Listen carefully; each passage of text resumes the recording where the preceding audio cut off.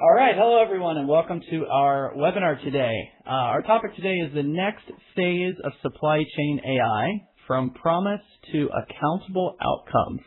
So I'm excited about the topic today. My name is Justin King. I'm Field CTO with Kinaxis, and we have the privilege of having some interesting support. A research director from IDC, Eric's joining us with some really interesting research that he's done. And this isn't across, a couple dozen of respondents. This is thousands of companies or thousands of responses across companies around the world, different industries, different geographies. So really excited about the perspective that we're going to get today. So as we kick off, Eric, why don't you introduce yourself to everyone and maybe just give us a little bit of perspective of what you guys do generically, and then we can dive into this particular research project that you were working on. Yeah, of course. Excited to be here. Excited to talk about what's really kind of a front of mind concept for all of us. So for those that don't know me, I actually kind of come more from the practitioner side of supply chain. I worked at Nike for 21 years, just kind of navigated all parts of the company, different geographies and functions, and as you can imagine, you might do in that amount of time. I have a pretty deep background in supply chain planning in particular, and have kind of brought that over to IDC, where we, as you mentioned, we research across just about every company in the world that has a supply chain, and we kind of dive deep on data and information and just bring that sort of practitioner side that I bring, but also IDC brings some really heavy data focus throughout supply chain, gives us an opportunity to kind of spot trends, have some insights. We work with a lot of people who kind of look like customers of people like yours. So just nice to be here and excited to chat. Yeah, absolutely. So, this is not going to be a sales pitch, right? This is really a research-led discussion. I'm going to give some perspective on, from what our customers have been talking about and asking. And of course, opinions. There's no shortage of opinions in AI and what it means and what's real and what's not, what's hyperbole, and how organizations can start to be successful with AI. And I think that's really where, some of your research starts to uncover where supply chain leaders are, where their heads are at. And we're going to talk today about what comes after, initial adoption of AI. And it's the stuff that's not as exciting and sparkly and shiny, right? It's the things like trust and governance and data readiness and, guardrails and human oversight. And maybe most importantly, how do we get to real measurable outcomes, right, that are aligning to our business objectives and our KPIs. And I think there's a lot of nuggets of important information that we can extract from the research that you guys were doing. So let's jump right into that. Eric, why don't you kind of set the stage in terms of who was this? What was your outreach? Who were you reaching out to? Who was responding to this survey? And I think what you found is that in terms of AI readiness and adoption, most everyone was saying they had started something, but at the same time, no one was really saying that they were a leader, right? Everyone was kind of clustered together somewhere in the middle. So I'm curious on, what's your perspective in, what does that tell us, right? Where are companies on their journey? Do you think we're overestimating, underestimating where you're at? Do you think that's fair in terms of where the market is today with AI? So why don't you start with painting the picture of this research project and who your respondents were and some of the basic learnings in terms of the pool of responses? Yeah. Great point. And actually, before I even answer that, maybe I'll even go back because you just triggered kind of a thought to, one of the many roles I held at Nike. I was a strategy director for a little while. And I like the way you just worded something, which was, sometimes maybe we're not talking about what sounds like the glamorous and exciting stuff. And that was the way I viewed that. There were times where, people would come to me and say, oh, you're a strategy director. That's really cool. How can I get that kind of job? And I would often tell people, actually, a lot of it is the discipline. A lot of it is, building a strong foundation. And when you do that, then you have something you can really, build a larger, structure on top of a strong foundation. So sorry, you just kind of reminded me of that thought. I thought that was worth underlining because I think it's going to show up through our conversation today too. I mean, you just mentioned, adoption. And I mean, probably most of our listeners today, are like us. We've all been dabbling with whether you're using ChatGPT or you're using Claude or whatever other tools you're using. And then, of course, supply chain vendors are now embedding these tools within our supply chain functions. We've all kind of played with it. So to your point, we were asking, I think it was over 2,000 respondents around the globe, kind of all geographies, all industries, different levels of companies, executives, directors, different functions like logistics and planning. And we had almost 98% of people say on some level they're touching AI, or AI is touching their supply chain, let's say. And so the question isn't really adoption per se, it's just kind of how much, how far, and then in particular, are we realizing value from it? And I think you maybe said too, so maybe forgive me if I'm repeating, but we saw through this data that only like 12% of the respondents, almost barely more than 10%, kind of say, hey, we're kind of in the lead here and would, I think back to my Nike days, we were very competitive. We wanted to be at the leading spot of a lot of things we did. And so there's only like 10% of companies saying that they view themselves as a leader in the space. So it's clearly something emerging and people are still figuring it out. And then, something else we saw, and forgive me for maybe throwing around a few numbers. I'll flash up some slides here in a minute to try to land home on those. But, like 50+%, more than half of companies are saying, what's actually slowing us down from going farther and really becoming a leader is just a trust issue with our data, with our systems.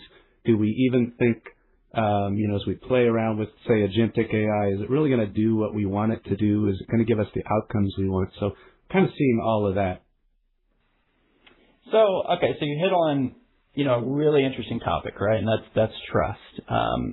And what we're seeing, and even as a software company, what AI has enabled is it's so much easier for us now and for our customers themselves to do a pilot, right? To do a POC and to kind of do some vibe coding and say, look, this is the realm of what's possible, which is amazing because it's democratized access to our data, it's democratized access to mathematical solves and even like machine learning routines and such.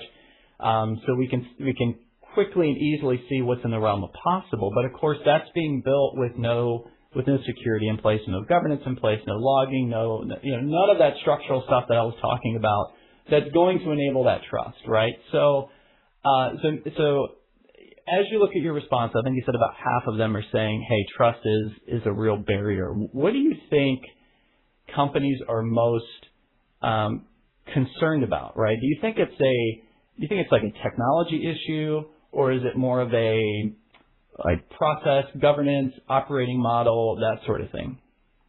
Yeah, and I think back to those days when I was maybe a strategy director, one of the issues with really realizing value from your systems is your organization even ready? Do you have the skills?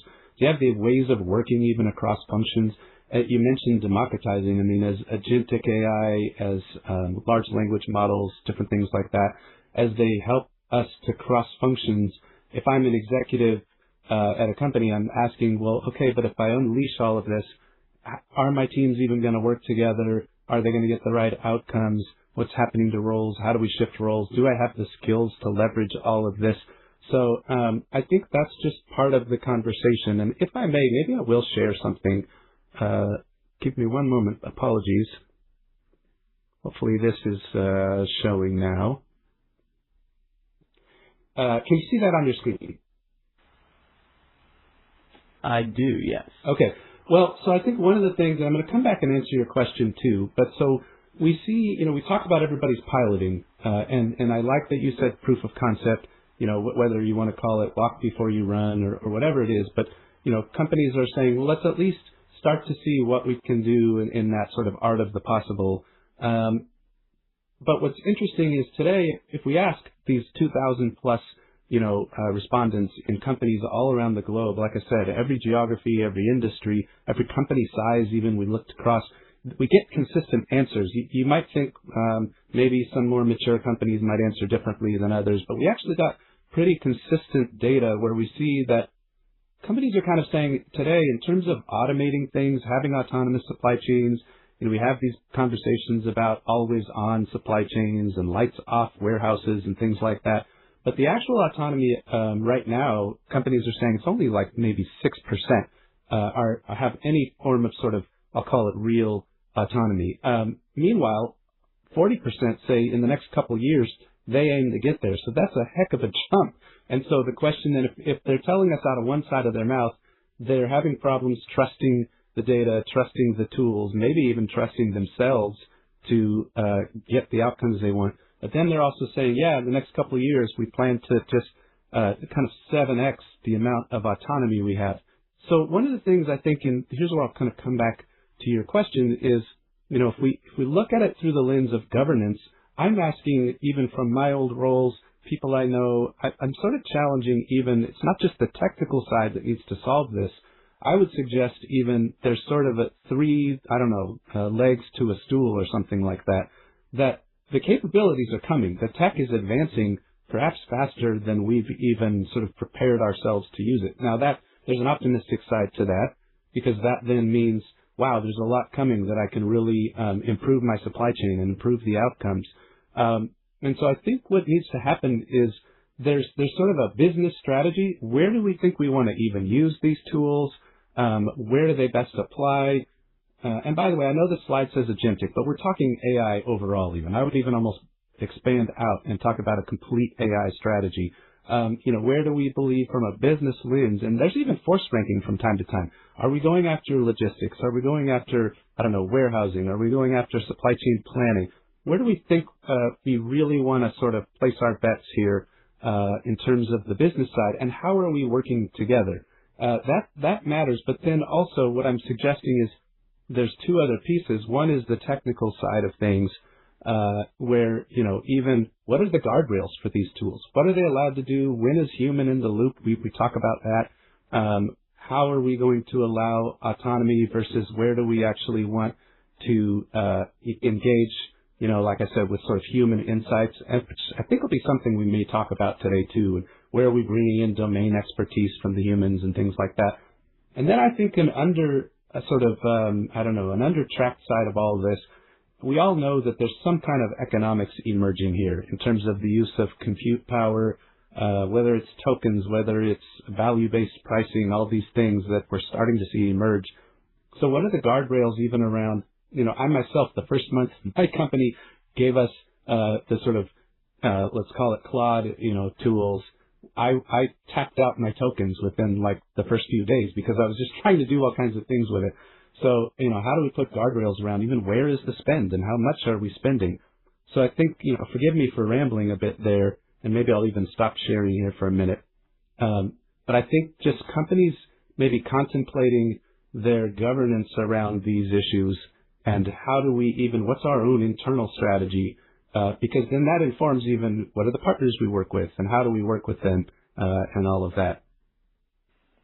Yeah, I think too, from what we're hearing from our customers is the magnitude of the impact of the decision can change even inside of supply chain, right? And so you could have, thousands of decisions made maybe inside of a warehouse that are much lower risk, and you can look at that in an aggregate and say, okay, is efficiency increasing, is accuracy increasing?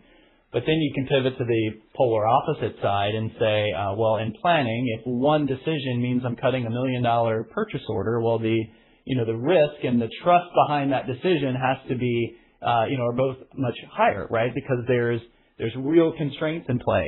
If they were not considered, then I cannot produce the finished good. There's customer commitments. Like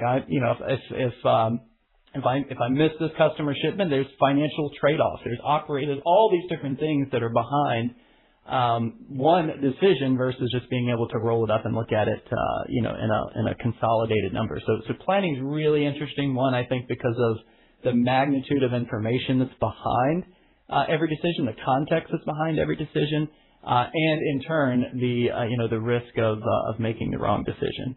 So I agree with you. I think trust is a big part of it, and I think that then leads a little bit into the data side of it, right? So does your agentic system have the right data to make a decision that you can trust? And I think, if I'm not mistaken, your data had some pretty strong opinions from your responses on how important, not only how important data readiness is, but maybe it being a bit of a barrier, right, and kind of holding companies back a bit. So What can you tell us from what your respondents were saying about maybe their readiness and how they saw the importance of their supply chain data in order to move into more agentic decision making? Yeah, I think that question definitely came out pretty strongly in the data, Justin. It's where we look at, and I would even go back. Data quality has just it's an evergreen field. It's something we always need to focus on in supply chain. We had data management teams in my time at Nike. I'm sure it's still there. It's something we need to keep focusing on. So I almost look at it as a coin with two sides because, on the one hand, this survey work that we did in the field would say, 62% of people, almost 2/3 of our, over 2,000 respondents are saying that better data quality, better integration would actually be an accelerator for AI. So there's certainly a focus we need to have on data. And I would even say, again, from that sort of business practitioner lens, we need to find the right partners too that are helping us with that and have contemplated these issues and thought that through. But on the flip side, I would also say, and now just personal opinion, this is not necessarily the data, I wouldn't say that we should use that as an excuse to not move forward either, because sometimes at IDC, I think we find some of us have a personal point of view that even the act of moving forward with projects in this space sometimes itself creates improvements in our data quality. And so it's kind of like it's a chicken or the egg kind of discussion. Do I have to clean up my data to use AI? The answer is yes. But does the act of moving towards these solutions also kind of yield sort of data improvements? And the answer is also yes.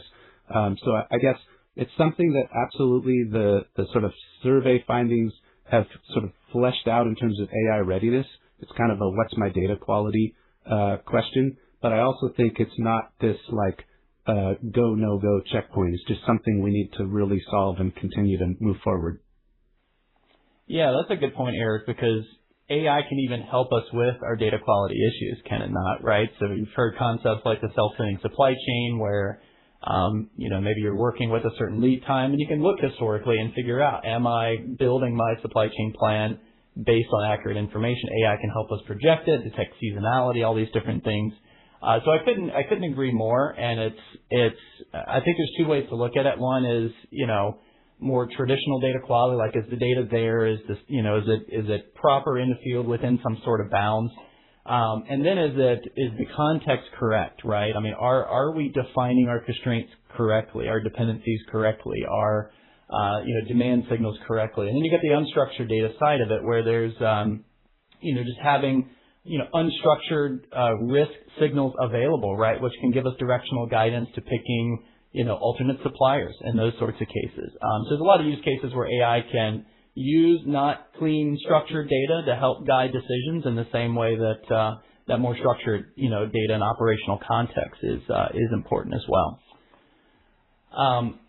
So we kind of covered the data side of it, right? And now we're looking at the foundations that are in place, and now we're looking for decisions to come of that. But then we need to balance that with measurable outcomes, right? It's not just better decisions, but it's about the right KPIs, the right business objectives, and making sure we're just not using technology for the sake of technology, but we're actually achieving our business objectives. So in a way, AI needs to be accountable to the business, not just, accountable to technology that checked the box, we successfully deployed it, right? So I think some of your findings were kind of highlighting that a clear ROI, one, is important, and two, would be a driver to accelerate that investment, right? As we look at it less about decision making and more about achieving business objectives. Did you glean that from the data as well? What are you hearing from the research? Yeah, I think both. From a data standpoint, yes, and then even anecdotally, for myself, it's as executive teams or let's say execution teams are clear on your, whether it's your metrics, your KPIs, your strategic imperatives, whatever it is at your company, when we clearly define the goal, we have a lot better chance of achieving it. And I think we've even seen that, I'll just even again say for myself, in my own piloting with AI, when I don't get the outcome I thought I was going to get, I often find, okay, I didn't make it clear what I even really wanted from you. I'm sort of, using quotes as the AI as a person, but, and so I've learned to better articulate what the thing is that I want out the other end. And so now that's back to that governance and that strategic role of, are we aiming at days in supply chain? Are we aiming at speed? Are we aiming at cost? What is it exactly we're solving for?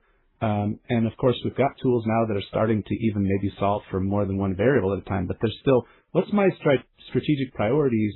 What are the real outcomes I want? And so you're right. I mean, just kind of looking down at my notes, we had more than half were kind of saying, hey, if I'm going to move forward with these tools, I want to have what's the clear return I'm getting. But also, there's a lot of folks who are saying, I'm sort of not sure what my business case is just yet. And so that's causing me to maybe slow down a little. And so there again, I think whether it's through the lens of business governance and knowing clearly what my strategic priorities are so that I can even inform the AI itself to try to solve for those. And that's how it becomes accountable. I have to even know what my goals are to hold it accountable to my goals. And then, besides that, even having a clear business case. Why am I implementing these tools? Am I trying to have better execution across functions? Am I trying to reduce my days in inventory? It's just important to know what we're even trying to solve for. Yeah, that makes a lot of sense. So would you say that, have we just not figured out how to measure the impact of AI the right way yet? Is that what it boils down to? That's hard. I mean, let me be fair almost to AI. I used to manage strategic projects, and measuring the real impact of them has always been a big issue. Like, can we really define ROI of a specific project? And there's ways, we all got around doing that, and there's best practice, of course. But yes, I think it's a good question you ask. Like, how do we even rightly assess what the AI did and what the outcome of it was? And I just think that continues to be a part, again, if I could sort of belabor the point, of governance. Like, okay, how am I going to measure this? How do I look at it? How do I determine if it did what I wanted it to? These are just kind of the things I need to be thinking about. Yeah, no, that's really good. Yeah, I think, so if I were to summarize, right, I think it's, better insights, faster recommendations, increasing that speed does not necessarily correlate to getting better results, right? And so there's an opportunity here for organizations to, I guess, close that gap between just making a decision and genuinely achieving those business outcomes and objectives, right? That move the needle. Well, and it's interesting, and here I'll be fair to people in your role, for example. We all ask on the business side, I want to do it faster, I want to do it easier, I want to do more. And so those are specific outcomes. You just talked about, can I get to a decision quickly? I don't remember your exact words, so I don't want to put words in your mouth. But, I might measure from, oh, wow, it used to take me a week to come out of an S&OP cycle and answer an executive's question. I've literally been in those meetings, and you go back and you have meetings to follow up from the meeting, and you have slide presentations you're building and questioning, and now the data's stale a week later. So it's certainly a value from some of these tools to get to information quickly, get to decisions quickly. But I think there's something underneath what you just said, and again, don't want to put words in your mouth, but just because I get to a decision quickly doesn't always mean it was quality. And so there's both sides of this, and I can imagine, from your side of the world, we're not so consistent on the business side, let's say, of demanding tools that give me automation, give me speed, help maximize my resources. But then on the other hand, am I really actually testing for, was this the decision I wanted to make? Maybe it would be worth waiting a week, if I took 2 days of inventory out of my supply chain. There's a real value to that. So, of course, we're all going to say we want both and. So give me tools that, are fast and accurate. Yeah. So we're ambitious, right? I think that's what you're saying. And you talked a little bit ago about, I guess, the ambition a bit outpacing readiness, and seeing that in some of the data. So, as an organization, how do I decide when AI should come in and help me just recommend and give me guidance, when AI should help me act, right, and go ahead and do things autonomously, and maybe somewhere in the middle, like when humans should, take the recommendation and take some guidance, but always be approving each step, right? That's kind of the governance side of it, and the gaps there. So, what's your view? Maybe did the data tell you some things about kind of ambition versus versus readiness, and how do we land on deciding where to inject AI in this process? Yeah. Part of it is that governance for sure. It's, I'll go back, if you had, maybe there's some, monetary guardrail, for example, like if I'm making a decision, to purchase $1 million of product versus I'm making a decision to start $1 billion project or something, if I was in project manufacturing. Well, that's very different. And so there's some sort of, scaling of decisions and deciding for each company and each industry that's going to be different. So I can't necessarily be over prescriptive about that. For your company or your industry, that it needs to be contemplated. Where are we okay allowing some automation? Where do we feel like we need to be involved in the decision? And that's actually just kind of a roles and responsibility discussion. So if we kind of look at it that way, these are conversations we've had for decades in business. What are the roles and responsibilities? When does something need to escalate up the chain? When can you make a decision at your desk if you're a junior person, a middle executive, a senior executive? Now we're just making that decision with agents in a way having a role. And so there's sort of a roles and responsibilities and a I don't know, size of decisions, governance piece. And then I will just kind of circle back on the data quality part again, that I think there's a testing or there's some kind of internal effort and an effort with partners too to say, am I getting the outcomes I expected? If I do, if 9 times out of 10 it proposed, something like a small PO change, let's say, okay, you're going to change the mode to air freight on something like that, or reduce this purchase order by X units. If there starts to be a certain sort of statistical acceptance rate on some of this stuff, then if I was back in my roles leading teams that were planning around the globe, I'd say, hey, if 90 times out of 100 we've accepted the recommendation, maybe we need to start thinking about automating that too. So there's a lot of elements of roles and responsibilities and data quality that are just going to keep being in every part of this conversation, I think. Yeah, absolutely. Yeah, we don't want to slow down because the opportunity is certainly there, but in all of our development and rollout, we have to make it safe. We have to make it explainable. We have to make it useful. We have to make it tied to a real operational environment. And someone said autonomy without governance creates risk, but governed autonomy creates confidence, right? And I think that's what we're looking for our team. And by the way, and forgive me for interrupting too, but you've just reminded me something that I think is really important for anyone listening to us today. And I'll sort of like come from the place of having had roles like this. It's become my perspective, it's an evolving perspective, that we give humans grace and we give machines a lot of judgment. And the reason I bring that up, you just mentioned explainability, and that is very important. We need to understand why was a decision. But I think we're starting to kind of embrace the notion of acceptability too. And let me say what I mean by that. Like, take a Tesla, automated car. I literally have 2 teenagers in my house. And so we've moved to the place of their, driving, and it's like, okay, as a dad, you wonder, are they safe, and have I trained them well, and all of this. And if you look at perhaps, automated driving, when we notice it making a mistake, it's headline news. On the other hand, if we looked at it statistically, it might actually be safer than my teenage drivers. So where's the level where there's some kind of acceptance? Let's say back to these PO changes.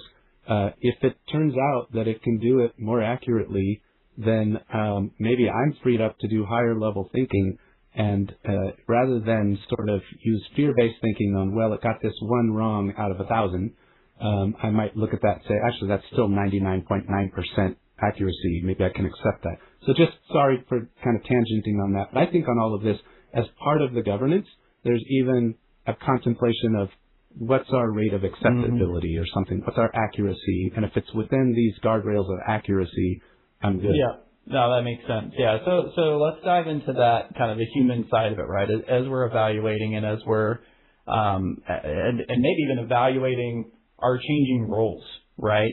As this technology comes in, I think some of your some of your survey questions leaned heavily into like how it's going to change individual roles and such. Did any of that surprise you? I think so. I saw some all the way as much as 80% seeing it, more opportunity than threat, right? Which I think that's a good thing. Did anything surprise you about the data that you saw coming back? Yeah, and so much so that myself and some others at IDC have even kind of wondered if we need to shift some of our perspective. We talked about sort of, role dis-ease and discomfort coming with AI, and am I going to lose my role and these kinds of things. We're starting to wonder if it's more like role clarity questions, because to your point, we saw in this data, and we've seen in a couple other areas where the level of optimism is actually higher than I've expected. And I even think that I've experienced this myself, where I've done some projects using agentic AI, and it's actually kind of moved me into doing the higher order thinking of being a supply chain domain expert, let's say. And there was even almost, this sounds kind of funny to say, but there was almost a joy for me of, I got out of the mundane work and I actually really got to use my higher level thinking. That was kind of fun. And we're seeing that in the data, that people are not so much saying that I'm worried about, the future, as saying, this is kind of interesting. I'm sort of anticipating being able to do more of the things I'd rather do. And, I don't want to sort of sound Pollyanna here. We all know there's a discussion around our roles changing. How is AI scaling? What does that mean to the workforce? And I think we have to have those conversations. But definitely, if I just take an objective view of the data, it absolutely came through that here's over 2,000 people overwhelmingly saying, like you said, it was north of 80%, saying they have a positive outlook of where AI is going to take their roles and how they're going to interact with it. So found that pretty interesting. Yeah, I think when you position it the right way, and you did a great job of that, it should build excitement about what you will be able to do in the future and how you're going to be able to leverage your skills in the best way for the organization and be recognized for that. What skills do you think are going to matter most as AI becomes more embedded in planning, decision-making, all these supply chain areas? Yeah, I'm really glad you asked that question, because in my head I was thinking, do I interrupt him again? Because I had another point I wanted to make. So, perfect question. I kind of glossed over the word domain. I really think it puts a premium on specific expertise. Like I'm a logistics expert, or I'm a supply planning, demand planning, inventory expert. I know maybe supply chain and finance, so I can really work in S&OP, things like this. Because at least so far, I'm finding the ability to supercharge oneself in a way, to take these tools and now bring my brain to it and kind of come up with whether it's ideas on shifting my supply chain, building a better plan, and how would you even know what outcomes to seek if you don't understand your area of supply chain? And even things like, well, we made that decision before and that didn't work out so great. Like, where's the knowledge of some of these kinds of things? So I think the combination, and I'm really guessing. This isn't data. Let me kind of preface this as a guess. I'm guessing a lot of the optimism comes from that place of, I can bring domain expertise. These tools are going to kind of add horsepower. I'm becoming more powerful at my job if I partner with these tools. And there's some kind of partnership outlook, I think, on these. But so, forgive me for rambling a bit. I'll come back and just, I think your question really was, what are the skills? I mean, can I think analytically?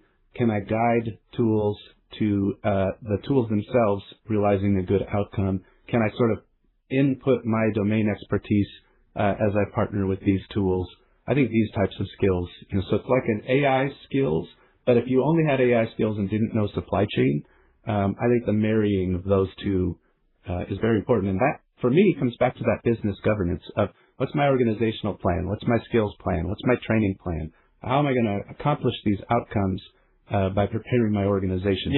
Yeah, absolutely. So I like that, because we're kind of getting into real practical guidance here. Maybe as we wrap up this discussion, we kind of land here. We've talked about a lot of different things. We've talked about how agentic systems and agents are valuable when they're grounded, right, in the business context, the supply chain context, good, trusted data, when you give it clear guardrails, when you give it defined work to do, right? So you need to surface issues and evaluate these different options, coordinate next steps, support my decision making, that sort of thing.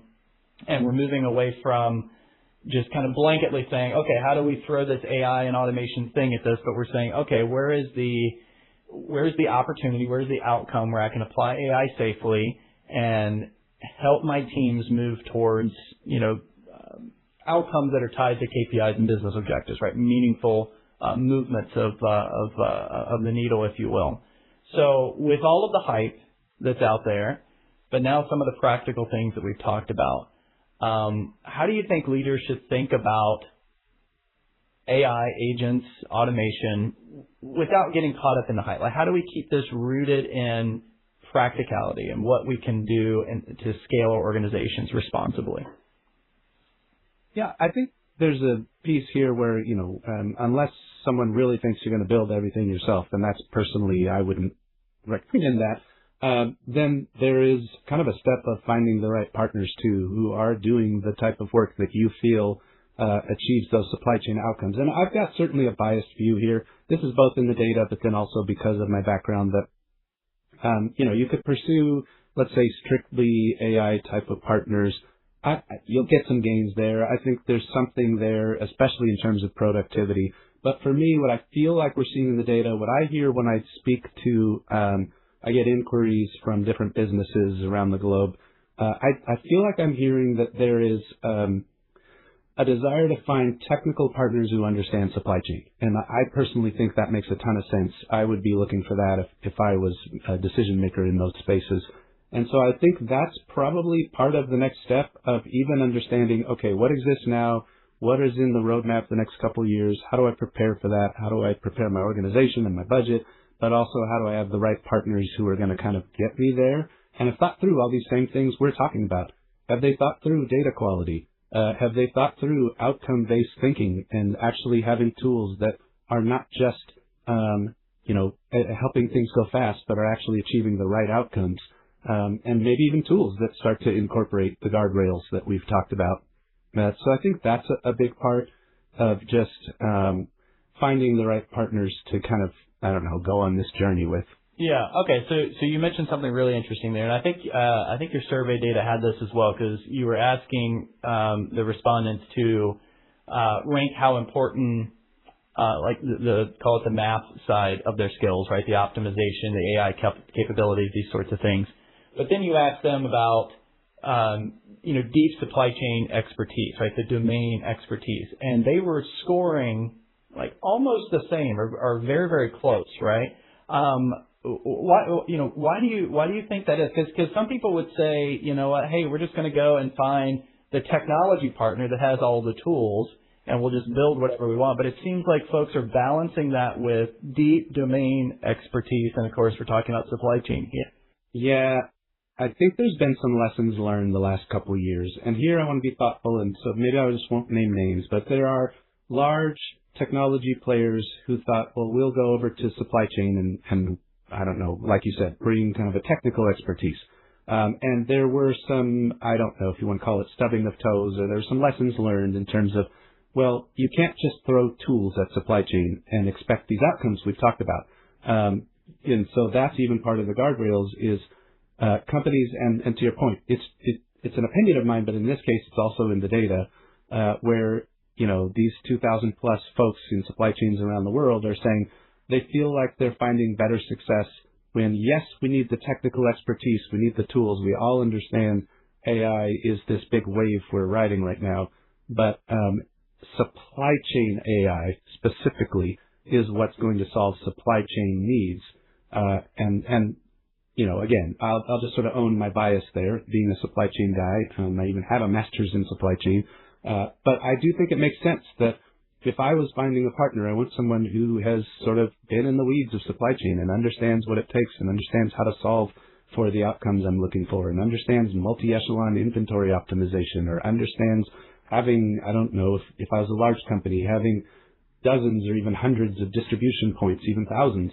What does it take to plan all of that and manage that well? And so I think, to your point, people are saying it's a both and. I really want someone who can deliver me technical expertise, and I really want someone who can come and be my partner who understands my supply chain. And that definitely has shown itself in the data. Yeah, that totally makes sense to me as a technologist, because if I'm working with AI, one of the first things I have to do is, if I'm going to throw a bunch of data at it, I have to give it the semantics of my data, right? I have to get it the ontology and how all of these things relate. AI has to understand how my business works. So it only makes sense if I'm going to find a partner to help build some of this stuff out. Likewise, they need to understand the complexities of supply chain, like how my decisioning actually works, how our business workflows operate, how our people work, and ultimately what it means when I say I need these outcomes, right? They have to understand those things. Yeah. Otherwise, you're going to get. Well, I can tell you too. I mean, expertise just matters. I mean, we're back to expertise a little bit too. Like, I had an example recently where I was experimenting and building kind of a deep analysis of a company, just thinking about, should I even invest, for example? And it happened to be a company in an area that I'm an expert in because of my time at Nike. And so I was challenging the AI with, well, did you think about this? Did you think about that? And it was consistently coming back to me saying, oops, you're right, I should have thought of that. And I'm sitting here going, well, okay, so clearly you're not to the place where you have that domain expertise in this particular field. I don't want to name the AI or the work, but I think it just continues to illustrate everything you just said, where if I can bring someone who can, I think you used the word semantic. I think that made a bunch of sense to me. Where there's context, I can get better analysis. Yeah, 100%. All right, so as we kind of round this out, let's assume for a moment that those that are listening and watching are just like those that responded, right? Because it seemed that the respondents were all starting, but not experts, right? We're all in this place where we're trying to figure this out, how to best adopt. So based on your research and all of these responses and the trends and all this work that you've been doing, if a supply chain leader has to take one thing away from this research that they can action, what would that be in your opinion? Boy, one thing. I think the biggest thing is just approaching these tools and your own business, and I think this is just learned business wisdom anyway, with that outcome-based thinking. What are the goals I'm trying to achieve? And then work right to left in a way of, okay, how am I going to kind of work on achieving those? And I mean, we've talked about, now I'm cheating and giving you multiple answers just to warn you here. But, we've talked about, okay, I got to strengthen my data. I've got to think about my organization. I've got to think about sort of a multi-tiered governance. It's procurement and spend. It's technical governance. It's business governance. I've got to think about my organization and prepare my people. And even whether it's the tools or the people, let's evaluate ourselves based on outcome and performance and all of that. So I think it's just the tools are coming. I think I personally am very excited about what's coming. The question is, are organizations, preparing themselves so that these tools can really deliver the outcomes that you're seeking? Yeah, 100%. I could not agree more. And that's not just because we're having this conversation, but when you look at Kinaxis as a software provider, we're not immune to, how our business is changing based on AI. And for us, it is, if you look historically, software companies would develop a solution. It would have feature and function. We present that to a prospect and we'd say, look, this is what the software can do. We can do it better than anyone else, and they would adopt it. And now we're seeing the same thing where, in many cases, customers are using our software already and they're coming back and saying, hey, this is great, but we have this particular outcome and we don't know how to get there. How can AI help us get there, right? And exactly what you're saying, it's working, I think it's from right to left, kind of working backwards from what we traditionally look at things and say, what is that goal and how do we get to that goal? And how do we use the tooling that we have, like Maestro in the case of Kinaxis, use that decisioning engine and AI to get us towards that outcome. So I like the response, and I think it's okay to cheat a little bit. I don't know that you can pen, one thing to take away. That's a little difficult, maybe unfair challenge for you. But I think the name of the game is thinking about this differently, right? You have to think about it from an end state and work your way backwards. So this has been a really great discussion. I think that what we've learned is that AI adoption It's happening. This isn't just hype. This isn't just hyperbole. It's happening. It's real. But just because companies are adopting it doesn't mean they're achieving the impact and the outcomes that they want, right? And that type of AI is going to depend on all the things that we talked about: trust, data readiness, governance, human oversight, and outcome-based solutioning. So I think it's about closing that gap. So we're going to get to some Q&A here. We can get that pulled up if we can.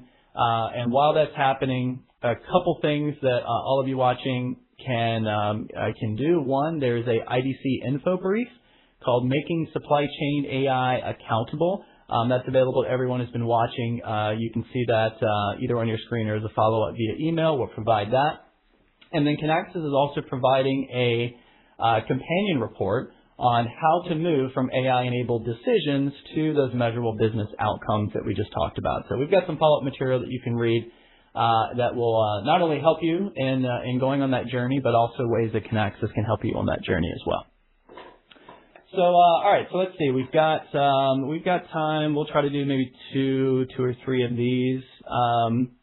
First one I have: what are the most important data readiness steps that supply chain teams should prioritize before we move into more autonomous or agent-based AI? Okay, good question. So I'll give a perspective, Eric, and then would love to hear what you think. I think before you can trust AI agents to make decisions, you have to make sure that agent can see the same truth, understands the business the same way that you do, and operates within the same guardrails that you do, right? So it's the stuff that we've talked about leading up to it. Those three pieces are key to be able to trust that the agent's going to come back with the right answer. I think there's a misconception that autonomous supply chains, it lives in kind of the data quality realm, and actually it's a decision quality problem, right? Before deploying these agents, you have to have the trusted data, the business context. You have to do something maybe you've never done before, and that's codifying some of your decision policies, like things maybe that are physically on paper or in people's brains and just how teams have been operated. That needs to be codified so that an agent can follow some of those same processes. Because it's not about, the agents and AI can on their own kind of look back and see what's happened in the past.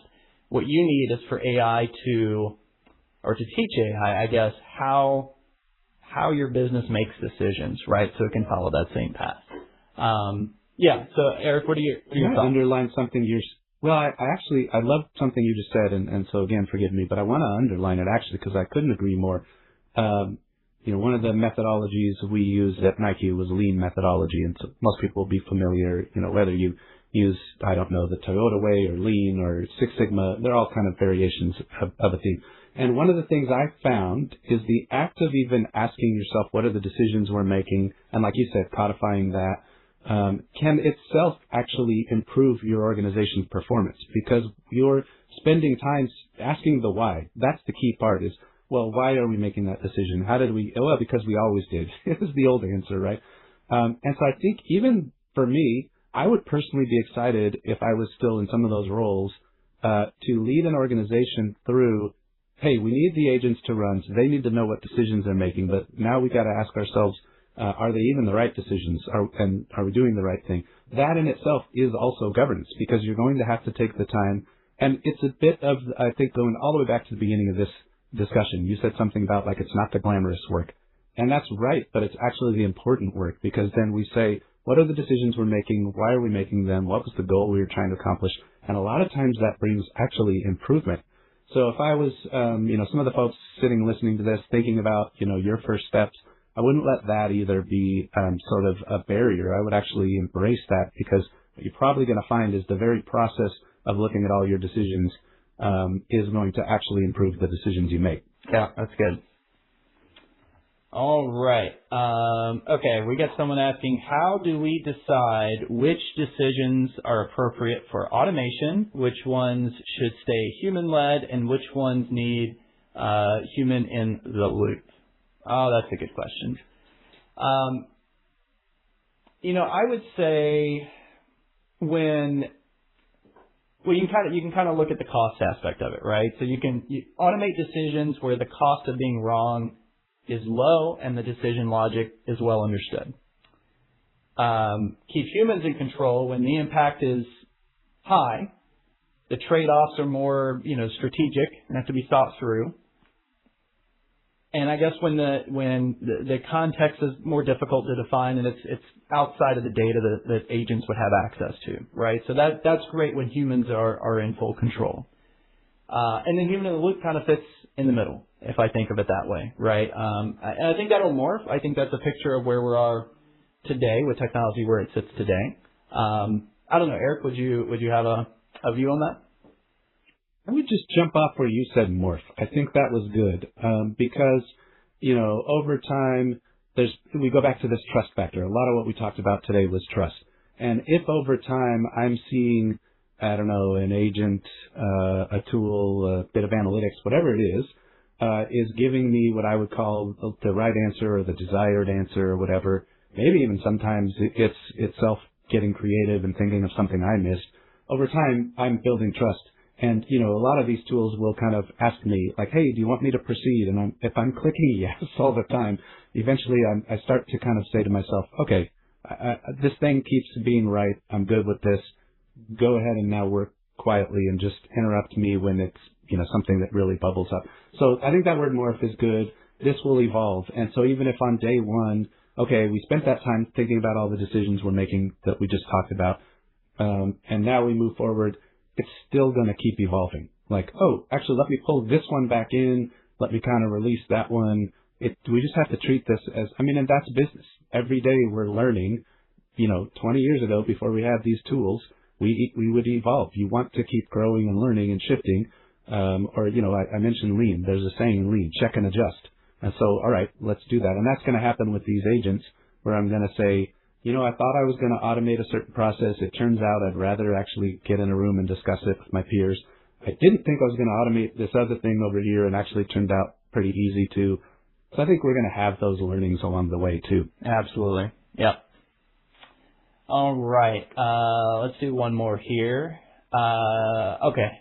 How can we prepare our teams for AI workflows without making them feel like AI is being imposed on them? Oh, that's a good one.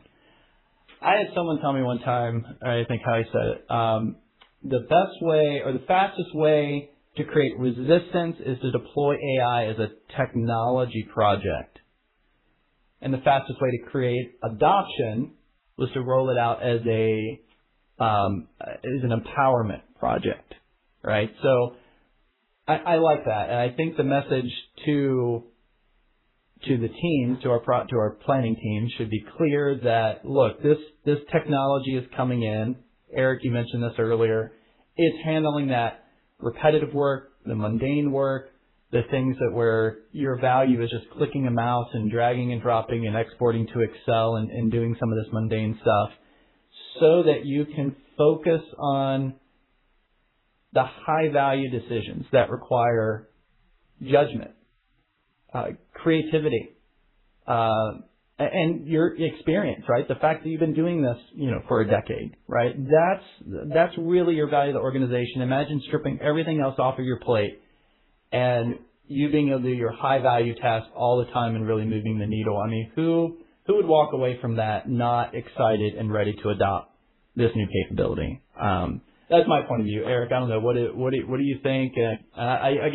Some of the data in the report, right, was highlighting that there is an excitement, right? So I think we just need to harness that and lean into that and not play into some of the fear mongering that's and I think it's just incumbent on leaders in particular, whether you're a project leader, a tech leader, a business leader. There's a certain level of authenticity and honesty we have to have that, I wouldn't want to promise my teams this is about empowerment and then really end up doing something else. And so as long as I think we're being real about it, but I do think if that is really happening on your team and you have the opportunity to be authentic and say it and not just be pitching a story, absolutely, because that's even happened to me in my own role now, that there was stuff, honestly, that I kind of hated doing. Like if you're more of a creative and a strategic person, which I am, then the mundane is painful sometimes. And so when I got to set some of that aside and do the, like I said, the higher order thinking, honestly, it's been more fun. And so there is a path for that. I guess I'm just saying I'll couch that in executives need to make sure we're not telling fairy tales either. And so let's just pitch that in the honest place. But I do agree with you 100% that if this is about, hey, we're going to give you tools that sort of supercharge you, that give you horsepower, and we have, honestly, it's back to thinking about the organization. We've contemplated what roles perhaps look like in this, I don't know, new shape. Then you have a future to tell someone about versus just, like you said, here's some technology plopped on your desk, now go. Yeah, absolutely. All right, folks, I think that's all we have time for today. Again, make sure you download that IDC info brief, Making Supply Chains AI Accountable, and that Kinaxis companion report is available as well, moving from AI-enabled decisions to measurable business outcomes. Eric, great pleasure to have you on the webinar with us today. Thanks so much for joining us and all of the insight that you brought. Yeah, thank you. It was great talking. Appreciate the opportunity. All right, you bet. All right, thanks everyone, and we'll see you next time.